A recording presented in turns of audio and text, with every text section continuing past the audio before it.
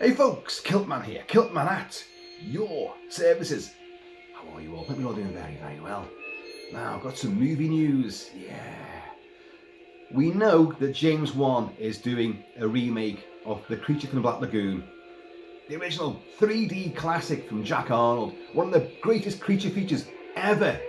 I've reviewed it, I'll put a link to it below. But that spawned, hey, see what I did there? Fishmen spawning, an entire sort of genre of amphibious monster bastards on the loose. They can swim, but they can go on land as well, so you're not safe anywhere.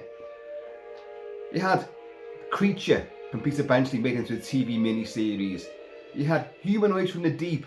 I'm playing the score for it right now from Roger Corman, 1980-81, which is brilliant, brilliant, big monstrous fishmen who had the horn for the women, but like to kill the men as well. You had the monster Pedro Blancas, another big, tall humanoid, gills and fins and spines. Destination Inner Space, another one. And there's others, there's plenty of these things. Did I write them all down? Island of the Fishmen. Yeah, with Barbara Bach. Now Barbara Bach should have known better than to find herself on these weird, uncharted islands, having spent a bit of time with Dr. Moreau on his island as well, a couple of years prior. And you also had, well, Guillermo del Toro, who of course brought Abe Sapien to life with the Hellboy, his two Hellboy movies. But he did The Shape of Water, which was his own homage to The Creature from the Black Lagoon, which I've said many times, for over 6 decades, many directors have been trying to get a remake of that off the ground. Almost everybody within the genre you can think of, filmmaker-wise, writer-wise, John Carpenter, John Landis, and loads of others, too many to mention, have all tried and failed to get The Creature from the Black Lagoon redone. And now finally James Wan is doing it. But you ain't going to get that for a while. He's only just found himself a writer, so you're not going to see that anytime soon. However, if you like your gillmen, you like your fishmen, your monsters from the sea, there's something coming a lot sooner than that, because it's been made. It's actually made. But it's not going to come out until early next year. It's going to play the Tokyo International Film Festival this month. So October 28, 2024, it's playing the film festival. And I think the idea is to try to get an international distribution deal out of it. But it's made, it's in the can. And I love the idea of it. So what's the idea of this then? It's May 1942. Yes. Wartime, World War II. And a Japanese hell ship, a prisoner of war ship, is ferrying Allied prisoners to wherever. One of them, a British soldier called Bronson, played by Callum Woodhouse, who I don't know at all. I think he was in the one version of All Creatures Great and Small, I think, but I don't know him at all. But he plays Bronson, and he's shackled to a Japanese traitor called Saito, played by Dean Fujioka. Now, Saito is a traitor, and Japan is sending him back to the motherland to be executed. But to give him further, angst, we're going to chain you to one of the enemy as well, which is going to piss you both off. However, before they get anywhere, Allied subs slam 2 torpedoes into their side, chief, and they get washed overboard, and they end up on this uncharted, deserted tropical island. I say deserted, there is something living there, and these two will have to overcome their own differences, the language barrier, their instinctive hatred for one another, and work together to defeat the environment and just survive, find food, find fresh water, the bugs, the snakes, problems. Can we get along? Who's the next ship going to come by? Will it be Japanese? Will it be American? Will it be British? What's going to happen to us? Well, into the mix, you have the Orang Ikan, right? Which is an amphibious fishman, a mysterious, mystical deity, so we're told. But he's basically the creature from Lagoon. I've seen pictures of him. He's got It's a man in a suit, which we all know and love, of course. Not some CGI thing, although I'm not going to rule out CGI being involved at some point in it. I just don't know. But it's definitely a guy in a suit, and he's got gills and fins and spines and bulbous eyes and stuff going down the back of his head, and it looks great. Because I love the image of these things. Always have done, always will do. Even if the film surrounding them is a bit shoddy, like Destination Inner Space is a really naff movie, but the big amphibious monster getting on board the underwater research vessel is fantastic. Big guy in a suit, like lumbering around, but as a kid I was like, ah! And I've always loved that kind of image. So the Orang Ikan is there too, and this creature has vowed to destroy both of them. They have to die. That's all we know, folks. So what does that mean? Orang Ikan, like orangutan. Orang in Malay or Malaysian means man, and in the case of orangutan, utang means forest. So man of the forest, that's orangutan. Now, so Orang Ikan, Ikan means, what do you think it means? Fish. It means fish. And so it's man fish. So he's a hybrid of the two. So he can clearly swim like a fish, but he can come out on the land and hunt like a predator through the jungle. And it's not a desert island, it's a jungle canopy as well. Waterfalls, rocks, streams, ravines. You're going to get massive trees. You're going to have savage snakes and spiders and all sorts of stuff thrown into the mix.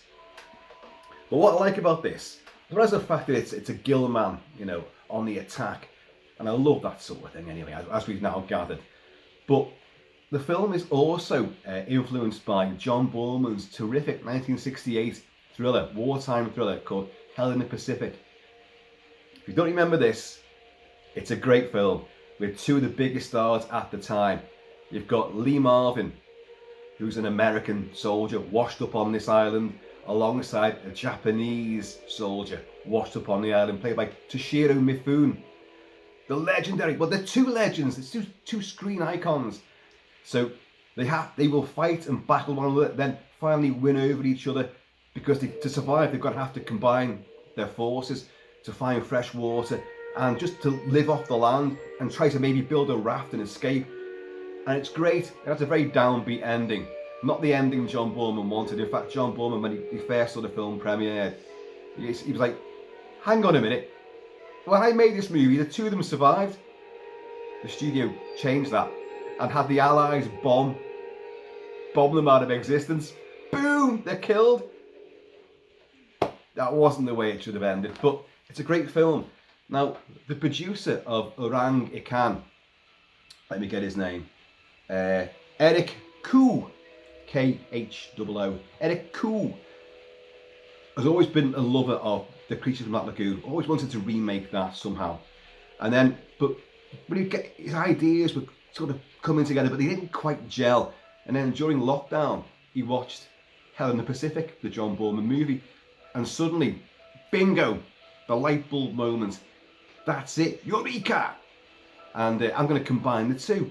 We'll have a Japanese and an American, a British soldier on this island, but they're not alone. They've got to fight this creature as well. So it's Hell in the Pacific meets Creature from Black Lagoon. What a great combination. Now he's producing it, but the guy who's got directing it and writing it is a fella called Mike Willouin. Mike Willouin. And he's totally on board and loving this. He says they've got a great team together for all the effects. The locations are gorgeous and exotic. All the technical aspects are brilliant and dazzling. But he's not going to say the shit, is he? Let's be honest here. Oh, you know, I had high hopes for this, but cameras were breaking down. The monster suit's crap. I tried to get Jean-Claude Van Damme in a bigger lobster suit, but you know, he wouldn't do it after what happened in Predator. But I think this is a great idea. I love it. So, Hell in the Pacific meets Creature from Black Lagoon. And it's going to beat James Wan's remake by probably a year. Let's face it, James Wan just got a writer now, so they're going to cobble that together.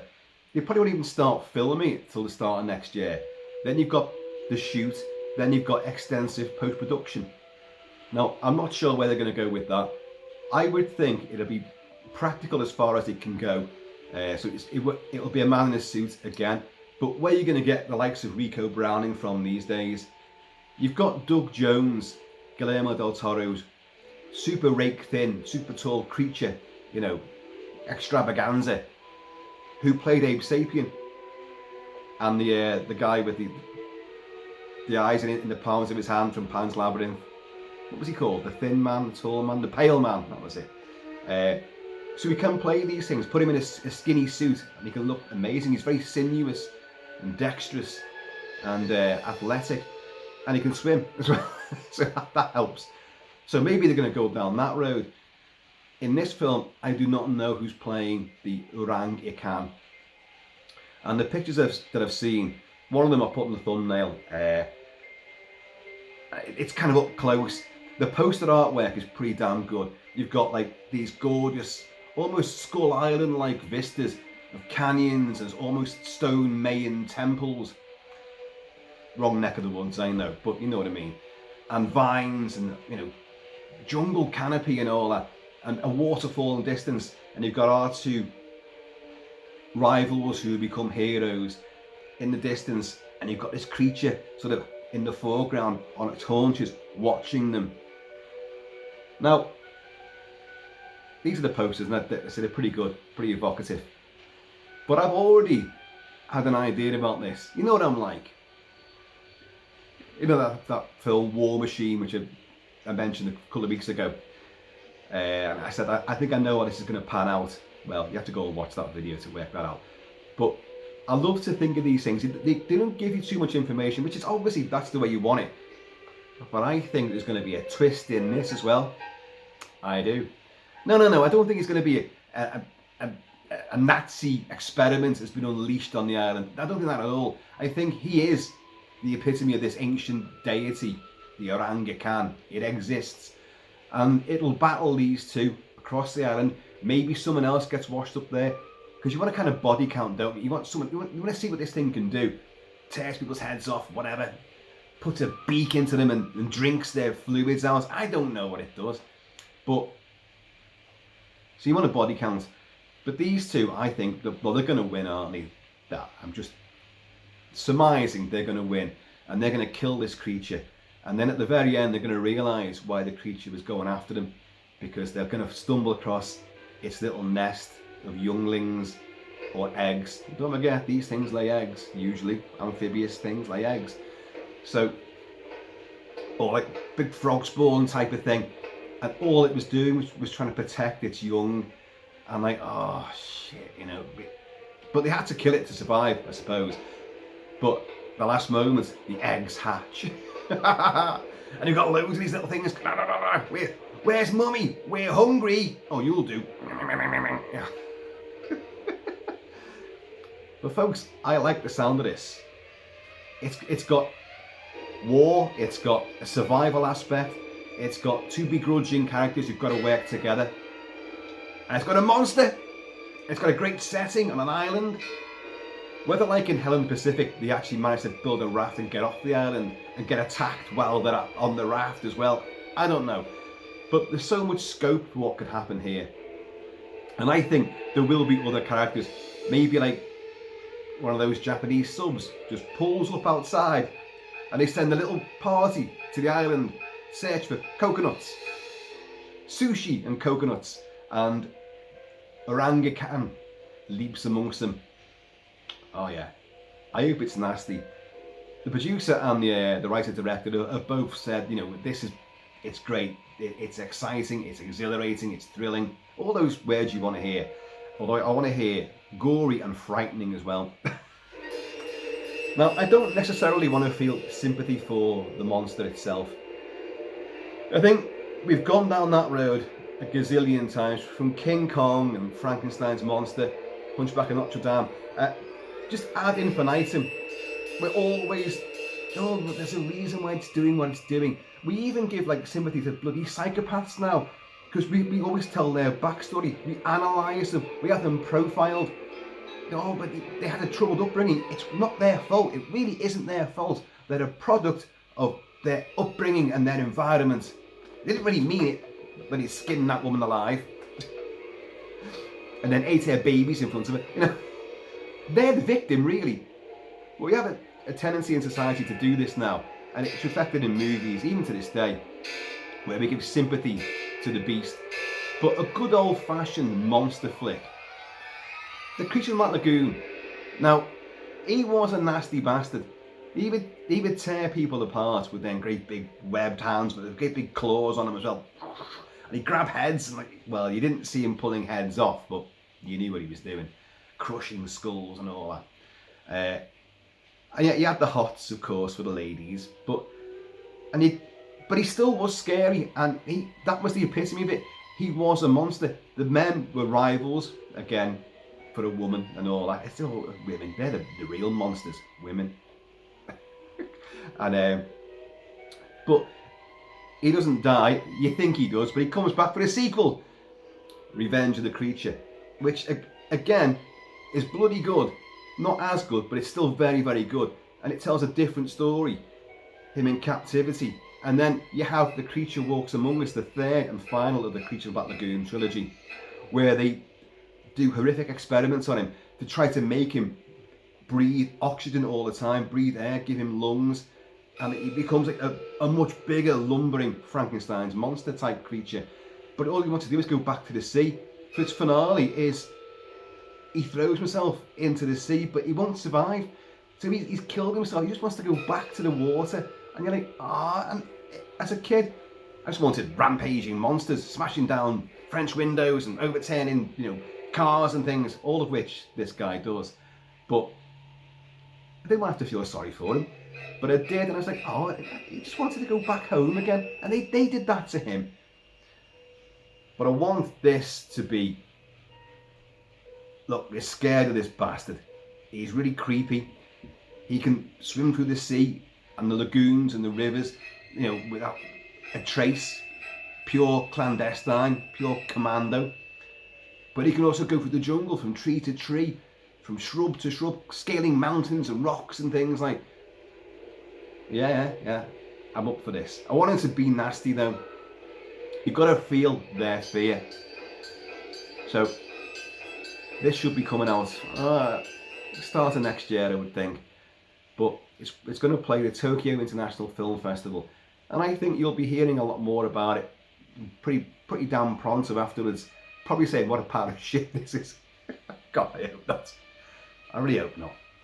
And I say these two characters, maybe there's a language barrier there. Don't forget we had Wolfgang Petersen did Enemy Mine, which was again itself a sci-fi take on Hell in the Pacific, where you had Dennis Quaid and Louis Gossett Jr. reunited after Jaws 3D. Louis Gossett was a Drax, who in a big bodysuit, prosthetic suit, with gills and all weird stuff and scales, kind of like a creature from the sea. And you had Dennis Quaid as the Earthman, and the two of them have crash landed on this planet, but they have to work together to survive. Especially when a bunch of slaves headed up by the great Brian James. He's sadly gone now as well. Louis Gossett's gone, hasn't he, as well? But we've still got Dennis Quaid, who was alarmingly effective in The Substance, which I reviewed as well. So, yeah, I think this combines two genres together. And it sounds, on paper, certainly, like a match made in heaven. It really does. So, Orang Ikan, it's not the best of titles though, is it? But then again, I think that this is a Japanese and maybe American British co-production. So that title, obviously for the Asian market, they won't bother them at all. Now I looked at this, if the Orang Ikan actually is a mythical deity. Well, I couldn't find any trace of that. So they just made it up for the movie. What's wrong with that? Doesn't matter at all, does it? The creature from the Black Lagoon, the Gill-Man, was a missing link in evolution from coming out of water and learning to breathe air on the land, leave our fins behind and use our feet instead. And he's the missing link between that, a different evolutionary strand. So maybe they're going to go down that road with this. But I think that's why I'm so fascinated by the gillmen and these fishman monsters. I don't mean fishermen. And they could be scary enough, trust me. Captain Birdseye. Some say he eats the cold for breakfast. While out hunting fish fingers for your breakfast table. I think because we did come from the sea and we do not belong there now, we've turned our backs on the sea. It's an environment we cannot possibly exist in. You need suits and aqualungs and breathing apparatus, great big suits for high pressure, a boat or a ship. But whatever you do at sea or in the water, you are at risk. Once you're under it, in it, they'll have you. Not only is the sea and the water inhospitable to you, it's what lives in there as well, because they belong there, we don't. Jaws, of course. But what's frightening is like what's below the water, dark water. And trust me, I've had to swim in dark water. I've had to do military exercises in lots of strange watery environments. And trust me, you may have to get a job done, but I never liked it. I never did. And swimming in the docks, I've told this before, swimming in the docks at night in deep black water underneath the hulking hulls of ships that are in there, freighters, trawlers, tankers. Oh God, and literally nightmares for years afterwards of being under one of these things and like trying to get from under it to get to the surface, and you can't, and it's just this hulking black shape. So these things work for me, and I've always lived by the sea as well, and I've done a lot of dog walking at midnight, strange hours, you know, or come home from pubs and clubs down New Brighton or across the water and all that in Liverpool, and walked along the prom, and the full moon has glistened across, you know, sometimes it's like glass, other times it's choppy, but either way you get enticed by it, the sound of the sea and the surf and the visuals of it and the smell of it, and you suddenly find yourself by the railings and you're watching all this. But as much as you're mesmerised and entranced by it, there's also a genuine fear. A fin breaking the surface, or just something coming out of the water, and you'd be like... So that's why I've loved these films. And obviously rivers and lagoons and lakes, again at night, are very treacherous, very frightening places. So that's why these films work for me. And this idea, this theme, well, I'll be shuddering about it forevermore. But again, this thing is because we came from that, but we turned our backs on it. So now what's in there resents us. But if you've got something in there that can actually come out and get you on land as well, oh, that's it, all bets are off. See, the thing about werewolves, folks, they're of the land.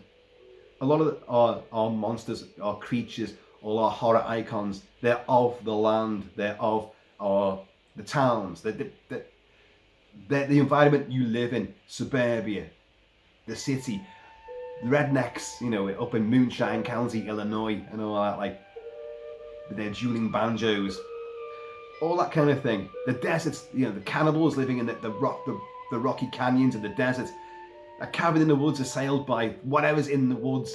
They're of the land, and in a way you can deal with that better. But of the sea, you know you're absolutely useless. It's only by luck that you're going to get through a situation involving something from the depths. Well, I think I've done a fair bit of plugging this movie, which hasn't come out yet. No trailer, as far as I'm aware. You watch, I'll stop recording, and then the trailer for it will drop, and I'll be like, oh, it looks shit. No, I'm intrigued by this. As I say, I don't know this Callum Woodhouse. I don't know. And he plays a guy called Bronson. Isn't that great? As in Charles Bronson, also as in Bronson, the celebrated jailbird that we have in this country. I don't know, 10,000 press-ups in a day. And Tom Hardy played him as well. And Saito. Yeah. I think this could be quite good. There is an image of Bronson. He's in the surf, and he's got corporal stripes on his arm as well.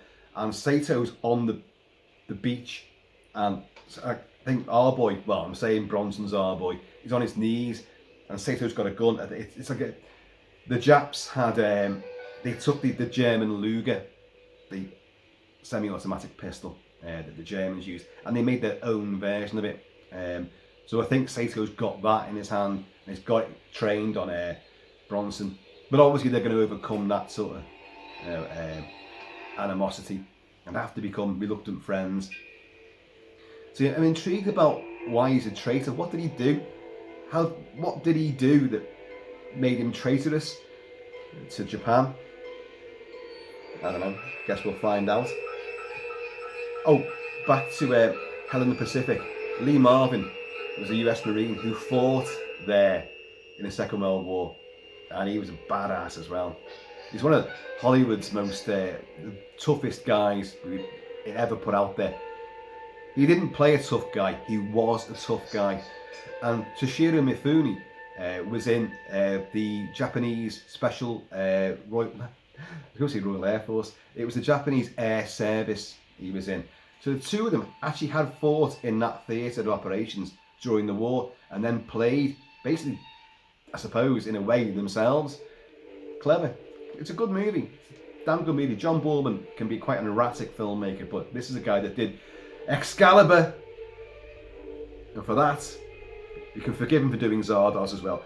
No, Zardoz is fun. It's fun. You want to see Sean Connery in a red bikini, in a red nappy, fucking red bikini. Oh dear God! Thank God he never went that far. But and it with a great big stone head and all that, which floats across the landscape. It's a bizarre movie, but it is good fun. I'll review that one day when I steel myself to do it properly. But John Boorman also did The Emerald Forest, and what else did he do? What else did he do? Hope and Glory. God, I can't remember anything now. Did lots of movies. Oh, he did Exorcist 2, The Heretic. See what I mean? There's a yin and a yang. Oh, he did Point Blank with Lee Marvin before he did Hell in the Pacific. So he covered, thrillers and action survival dramas, horror, medieval sword and sorcery. He covered everything. Brilliant filmmaker. I do love his stuff. But that's got nothing to do with this. This director, Mike Willouan, I have no idea what he's done. And the producer, Eric Koo, I don't know. But I'm going to take them at the word, and I'm going to give this hopeful, because I love the idea, and I think a monster movie where there's no like pop references, there's no sort of pop culture stuff thrown in there. It's not like Scream or any Halloween movie. This is stripped down to the bare basics of human survival. Hunt and be hunted. Fight back against something which is not from this earth. It's from that pond over there. Right, so folks, let me know what you think about this. I'm looking forward to it. I just love this. As soon as I saw this, I was actually quite, oh yeah, oh God, I want to see it now. Hopefully it gets picked up for proper worldwide distribution. We don't have any debacles or, well, it's going straight to streaming. Oh, it's going to be shelved. Oh, let's not have that crap again. Oh, while I've got you, in the previous video, when I was reviewing Salem's Lot, the new Salem's Lot, speaking of things that were shelved and thought we'd never see the light of day on, but I sat here, right here, playing the soundtrack to the original 1979 Salem's Lot. What none of you guys told me, not one of you said, Kilt-Man, you've got the opening title sequence on a loop. You're playing the same track over and over and over again. And I sat here, waffle, the same track playing on repeat, and never realised. I watched the video back and thought, have I played the entire soundtrack and it's started again in the blink of an eye? No, I had that one track on repeat, so I apologise for that, folks. That must be really annoying. It should have annoyed me, and I'm sitting right here. Anyway, I have been always Shelby Kilt-Man. Please, in the meantime, and it's ever like, watch what you reel in. You know, when you go fishing, you can tell I can't fish. I genuinely can't. And when I finish this, I'm going to sit and watch Bob Mortimer and Paul Whitehouse go fishing. One of the greatest things on British TV. It's therapeutic, it's hysterical. You don't learn anything about fishing really, but it's not about that. It's about two old comedians just talking about life and death, inevitably. But it's hilariously good fun, and it's a real heartwarming thing as well. I love it. So I'm going to get off now. Right, folks, please keep it Celtic, and I'm going to see you all later. And who knows? One day, maybe you and I get washed up on a beach somewhere. And you better hope I'm not wearing a red bikini.